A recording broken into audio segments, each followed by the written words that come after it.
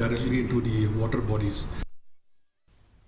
With an aim to extend the services for the poor and underprivileged families in Bhoi at the time of sickness, the Federation of Khasi, Jantia and Garo People, Fkjgp, North Khasi Hills District Unit on Friday released the ambulance in the meeting held at Community Hall, Sajer, Nongpo.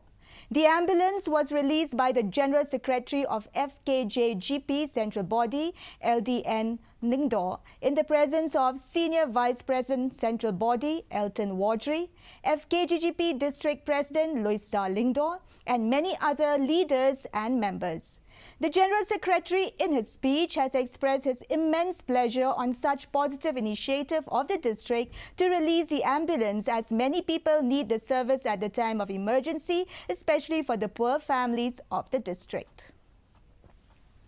Fire Service Day